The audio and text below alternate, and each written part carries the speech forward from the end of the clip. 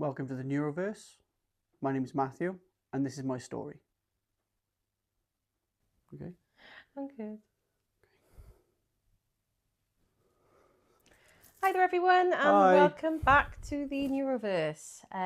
Here today with my husband Matthew, who is neurodiverse with ASD and dyslexia, and you have the lovely me, Helena. Right, so today we are going to be discussing a bit about interests and hobbies. Yeah. Cue displays. Yeah. He makes buying for Christmas really easy. So today I thought we would have a little bit of a chat around your interests and how that kind of is kind of encapsulated with your autism, kind of how different hobbies and interests have brought meaning into your life, and just a bit about how your autism and your interests are connected. Yeah, so this might seem like a strange one for an episode around kind of me, but you'll know that most people who are neurodivergent will have some form of interest, whether it be Lego, whether it be cars, dinosaurs, Barbies could be something. But people will tend to have a something where they are their own little subject matter expert.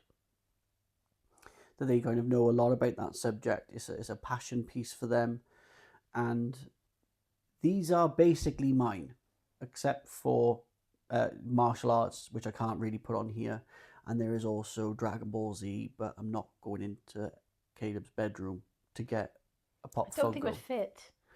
No, and there's reasons why these things have happened, and they matter to me as well. So we've mentioned before about kind of neurodiverse people and masking, but there's also mimicking. I've alluded to that in one of the other videos around kind of seeing examples of kind of what to do and what not to do. And for me, this dude right here and this dude here, not Super Ted, this is Superman, but it's bear form, is really, really important because it was the first superhero film I ever saw. I think the tagline for that film was "You'll believe a man can fly," and I did. It was amazing, even though it came out years before I was born. But yeah, it was very much, and it gave me an example of what good looked like. And again, it sounds daft. I get that to someone that but for me, again, it was this is what good looks like. This is you can be strong and gentle. Just because someone has done something bad doesn't mean to say that they have to have the worst thing happen to them as well. Here's no kill rule, and all that stuff. I will also say if there is anyone watching, there's a comic book fanatic. I'm very much aware that Superman there's incarnations where he's bad. I know he's killed people in certain things. I'm not someone that thinks he's indestructible. I know he can be beaten. I'm just saying that for me, he is the embodiment of what good looks like, and I think it has very much formed the pillar that is my moral compass. You have a very strong moral compass. I don't like it when someone gets credit for work they haven't done, or they've done they started it on purpose. That in my opinion, that's an injustice that needs to be rectified, and I need to rectify that immediately, and I can't kind of stop. I need to try and learn to stop there a little bit, but yeah, it's something that yeah. It sounds daft. I could probably talk about Superman for hours and hours and hours and hours and hours, but I won't, because we don't have that long. And yeah, I mean, but so I like Superman. And when Zack Snyder was moved away from Justice League for personal reasons, and Joss Whedon stepped in and ruined the film. We'll go there. Yeah, he did Cyborg dirty. He was such a pivotal character in that film. He just did not have his story told properly.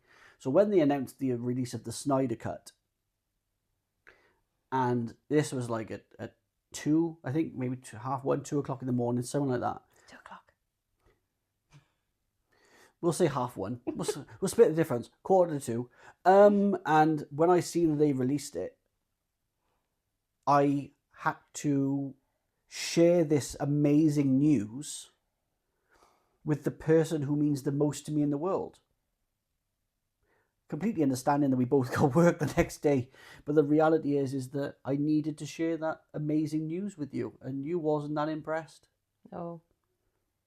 But it's so bizarre because you got so excited. I think at the time I told you something that I was really excited about, and I got zero reaction out of you whatsoever. And I couldn't comprehend how you were more excited about that announcement of a superhero thing than the information that I told you in the day that you gave zero craps about. But I left the craps I was meant to give in my other trousers. I know. Yeah, sorry. Yeah. But yeah, I was really excited about it, so I needed to tell you. I was like, oh my God, it's actually happening. It's coming out on this day. Oh my God, it's got Sky Cinema. We have that. I can watch it when it happens. And then we made a plan to watch Man of Steel, and then Batman vs Superman leading up to it, and then you broke that promise, so I had to watch them on my own leading up to it. You made a plan. You said you were going to watch it. We didn't. I did. We didn't. And partly the reason why is because I knew I'd get questions. Who's that guy again? What's that person's deal? Yeah, so anyway. And also on a side note, Batfleck is the best Batman. Just putting that out there. But yeah, so that's Superman. He's my number one. And then we move into number 2 territory, which is martial arts. I thought you would have said Xbox, but you've got martial arts. No, so martial arts is a huge passion of mine. It's something that I know. To look at me right now, you probably think sumo. No, I see. Make a joke. So it's something that I did when I was younger. I was bullied in school, and I undertook martial arts to learn to defend myself, which was great. In doing so, you learn the confidence that you're able to kind of you can deal with things if you need to, but the best way is to don't do it to begin with. So I did that, and in doing that, I helped kind of coach some classes, which was amazing. It gave me a whole bunch of skills, and then kind of I moved kind of on and off for various reasons into different martial arts, and life takes over. Needed to, I wasn't in school anymore. I got a part-time job so I could pay for my martial arts. I needed to get a full-time job, and then it was just absolutely shattered. So yeah, it was life takes over, and we're lucky enough now to be doing martial arts as a family. We currently do Tang Soo Do as a martial art, which is essentially Korean karate. Yes. So for those of you who know what the Karate Kid is, or Cobra Kai, it's the style of martial arts that the Cobra Kai do, essentially. So we practice in Gwent Tang Soo Do, in an amazing club that really work with me with my limitations, and they work to make sure that my technique is is sound, rather than it's not about how high you can kick. It's whether that that kick is correct. And there are people, and Gwen Tang Soo Do is under a federation called the Traditional Tang Soo Do Federation, so TTF, which is in Wales, Scotland, Holland, Canada, America. We've got some amazing clubs around the world with some amazing people, and we get together in competitions. I haven't competed for a very long time because of the problems I've got, and in each of those clubs and everything else, there are people that have challenges, and one thing the martial arts does is it helps build confidence. It helps people push themselves further than they thought was possible. There's structure, there's routine, there is self-confidence. It's amazing, and I love it. And one of the things I really, really love about this federation and this club that I'm part of is whilst it's an individual sport, there is a team ethos that we're together both on and off the mat. People are there to try and help you through difficult times. There's and whilst there's an acknowledgement of the limitations people have, there is no compromise on quality either. So you either meet the standard or you don't. Some people will meet the standard sooner than others, but you're not given anything; it's earned, which is amazing. That's not saying anything bad about the other places that I trained in. It's just this is the first place I've trained in, as well as both as a practitioner and a parent of someone practicing as well. And it's honestly, it's amazing. And if there is anyone watching that's been part of my martial art journey, whether it was when I first started in one of the other clubs that I attended, or whether it's from the club that we're in now, and plan to continue to be, I want to thank you very much. I've learned a lot from each and every one of you. You've helped shape me you've helped shape me the lessons, and kind of you've taught me things, how to communicate with people. You've taught me to kind of push myself and believe in myself a lot as well. So I thank you very much. I truly appreciate everything you guys have done. I think it's still one of the best things we ever did, was because I think we'd had COVID and we got very comfortable being in our kind of little bubble. You specifically found it very comfortable, and I think it was. I love COVID. It was the best thing that ever happened. You loved COVID, being able to stay and not have to socialise as much. But I think I think for us it gave us an avenue to get out together as a family. And you started it, and Caleb started it, and it took me a bit more teasing to get to do it. Yeah. But I still, to this day, say it was one of the best decisions I ever made, was turning up and joining with you and doing it together, because it's been such a support. I've seen the support they've given you on days you've been bad and you found it overly stimulating. As I said, you've had days where you've just been overly stimulated from the days you've had in work and gone onto the mat and you've just not been able to cope. Yeah. And I love the fact that I didn't know it would happen, but the fact that we just had zero judgment, which I didn't think would be possible.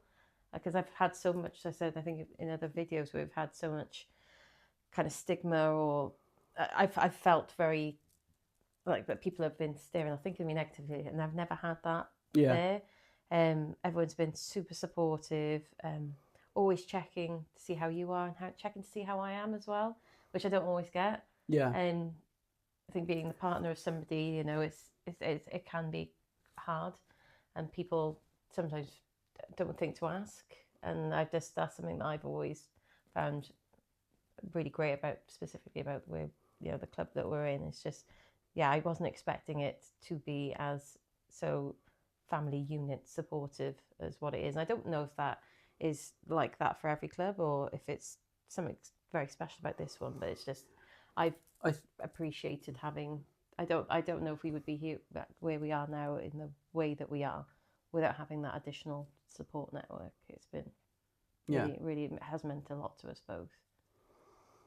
Yeah, and another reason as to why I love the club that we're a part of isn't just for all those little aspects as well. It's there's kids that have been there, and I've seen them grow and develop, and they become black belts, and some of them are just phenomenal human beings as well. Our little boy, he's been doing it since he was 4. He's been doing it half his life, and he's a very decorated kind of martial artist already. He's achieved an awful lot for what he can, and like this year now last year he won an award for competitor of the year, and his first reaction after all the, oh my God, I won an award, when we got home, it was, I want to say thank you to the people that helped me get there. Yeah. And that's, again, part of that is I'd like to think is part of kind of how we've raised him, but part of that is testament to that club as well. It's a case of, again, it's an individual sport. When you get up there and you're competing, whether you're doing your forms, which in other martial arts would be kata, whether you be doing that, whether you be doing your weapon displays, or whether it's be doing sparring or kumite, you'd have it's just you. It's your time to showcase what you can do. When you're fighting, it's you against the person opposite you. But even then, sometimes it's you in your own head as well. You psych yourself out with a lot of things, and it's an individual sport. You get out of it what you put into it, but there's such a team ethos around it. I think what's sort of special as well is the fact that there's you with your kind of neurodiverse journey, and there's me kind of supporting you with those aspects as well. But what's been lovely is like us both then doing a bit of coaching is when I can see potentially there's children with neurodiverse traits. Yeah. I've been able to manage that better, and I didn't think I'd be particularly a very good coach, because I've always seen myself as not being a particularly brilliantly kid person. But actually I'd realised that no, actually I've learned a lot of tools inadvertently that makes actually, and I love seeing people develop and grow, and knowing that you might have had a bit of an impact on that. It's a little bit. It is. Special. It's extremely rewarding. Yeah. It is. Yeah. Yeah. So that's my number 2, and then my number 3 I'm gonna badge as anime, really, but none of the really hardcore anime stuff like Attack on Titan and One Piece, which is more and more popular now because of the Netflix show. But and out of it with anime, then it's mainly my top 3, which is Pokemon is always number 1 there, and then there's Yu-Gi-Oh, which is, and there's Dragon Ball Z as well. So the reason why those 3 in particular are important to me is Pokemon, in my opinion, I love gaming. I love gaming. It's a huge part of my life. It's escapism for me as well. I get to be someone else. The best there ever was. Pokemon reference.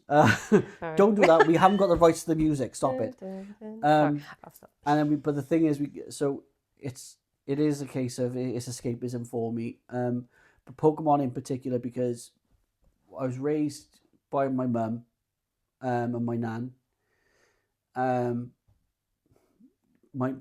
Predominantly my mum, and she always made sure that me and my brother had everything we needed, and then she did also everything she could to make sure we had what we wanted. And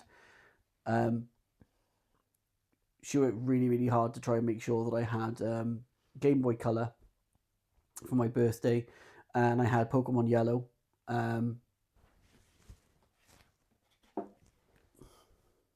Pokemon Yellow. I had that off my auntie, but unfortunately, the Game Boy was delayed. So it's the only game I read the insert, the manual for. Yeah, back in the day when they had a manual. Yeah, and so and I absolutely love Pokemon. It's, in my opinion, it's one of the perfect RPGs. You just get to kind of develop a team, covers each other's weaknesses. It's amazing. I watch Pokemon Direct every time it's on. It's normally on during work time, so I make sure I work through my lunch hour to make sure I've got that time to watch it. If unfortunately I have a meeting on, then I have to attend that meeting. But as soon as that meeting finishes, I'm watching that Pokemon Direct. It's that simple. So there's that.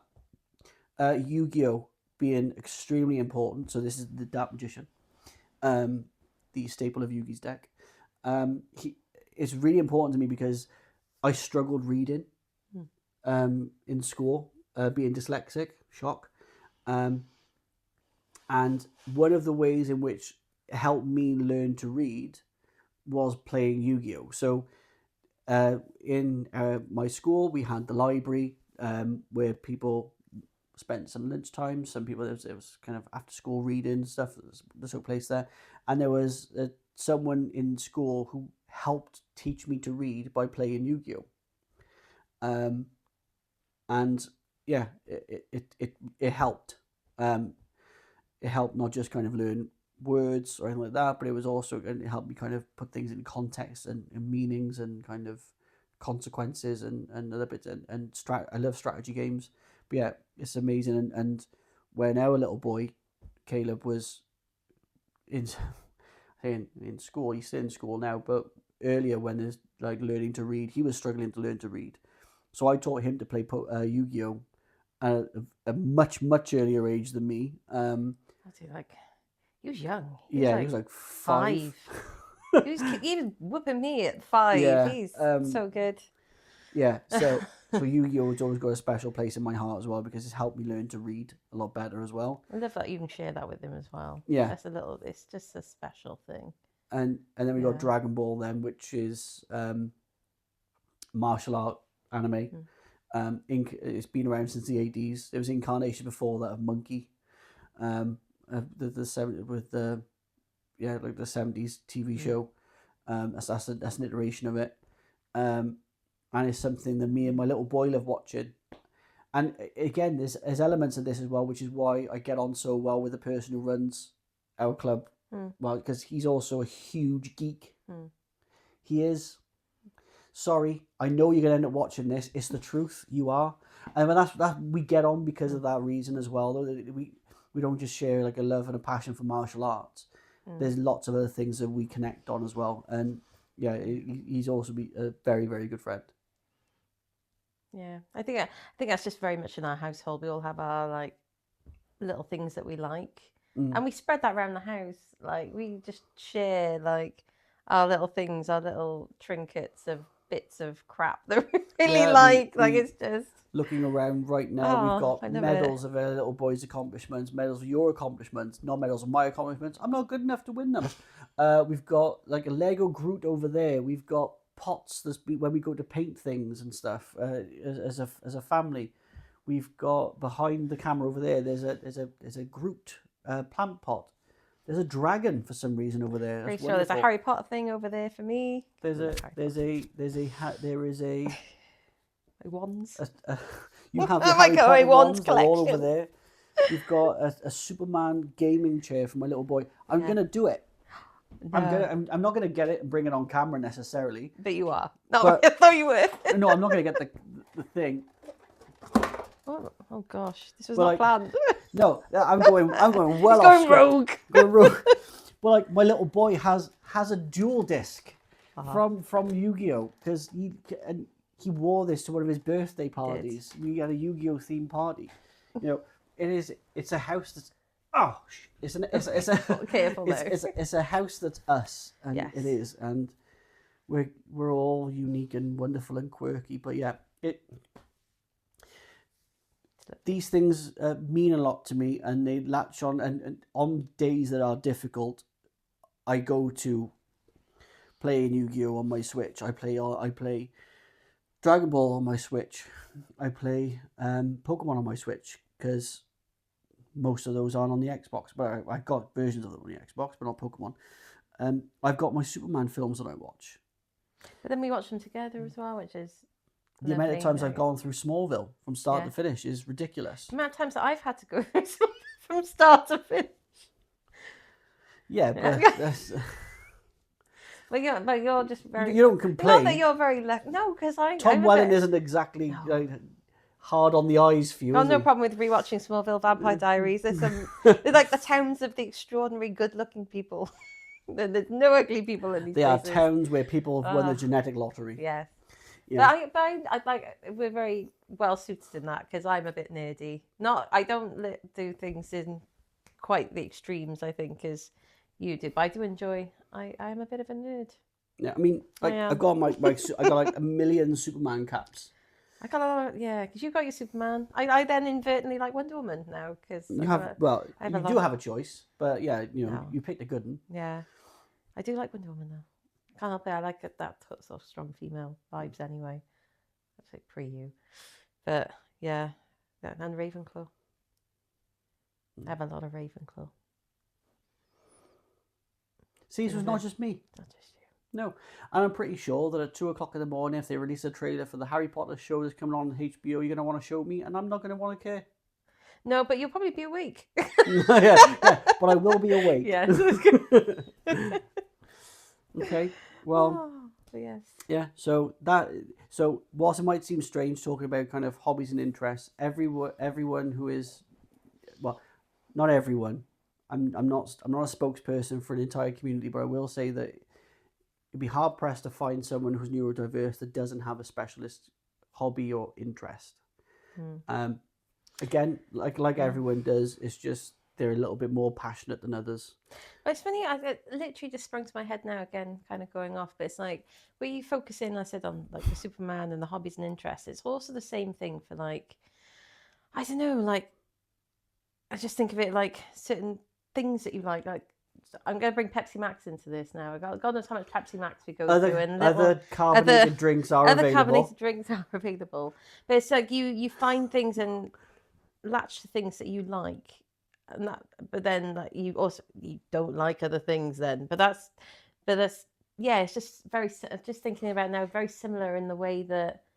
Yeah, and again, I don't know if it like triggers positivity or other things trigger negativity. I don't know which way around it works, but it's just interesting how that and like association. Everyone is similar, whether you're neurodivergent or neurotypical. Like what you like. The difference is the extremes of it. So like so we use Pepsi Max as an example. Again, the carbonated drinks are available.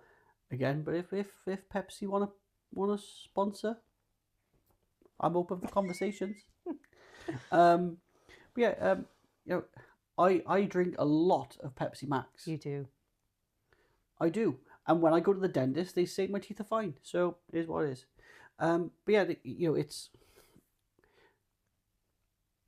if I don't drink Pepsi Max, there are other things which are nice, but nothing tastes like Pepsi Max other than Pepsi Max. I've gone to places that go, we got Pepsi Max, and it's not, it's Diet Pepsi. Don't fucking lie to me. I know the difference. It's like my mum before, she tried this trick on me. She tried giving me fake cornflakes. I tried to give you fake Weetabix once. You knew? Just knew. No, it's not cornflakes. No. It might be corn flakes. Or flakes of corn. Wheat bisque. or Aldi's Harvest Moons. I try. Wheat bisques. Wheat bisque. But no. No. It's not cornflakes. It's not Weetabix. No. Don't lie. No. Don't try and pretend you're something you're not. No. I don't mind trying things, he says. No, you don't. I think I don't mind trying things. But the reality is, I like what I like. You like what you like.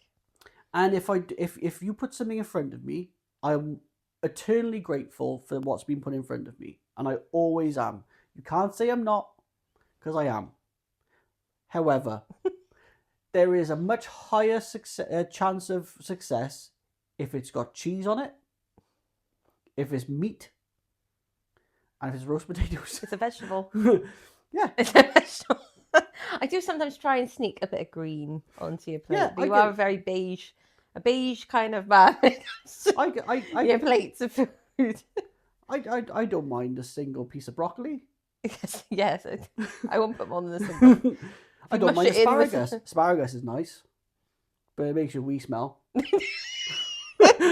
It does. It does. It Yeah. does. So I have explored, like, I kept Yeah, we've tried sneaking that, the yeah. veg in. Yeah, but potatoes are vegetables. Potatoes is it? Yeah, and Yeah. the best type of potato is roasted. Yeah. Second best is mashed up with cheese in it. Anyway, Anyway, slightly off topic. that went a direction I wasn't expected to go. Yeah, so there we go. Oh, there we so are. again, I appreciate you. I'm glad you appreciate me and my. I appreciate you guys. Yeah. Yeah, and it's going back to this, trying to stay on topic as well. So going back to this, you, like everyone, people have hobbies and interests. People with neurodiverse conditions, they can go kind of to the extreme of it as well.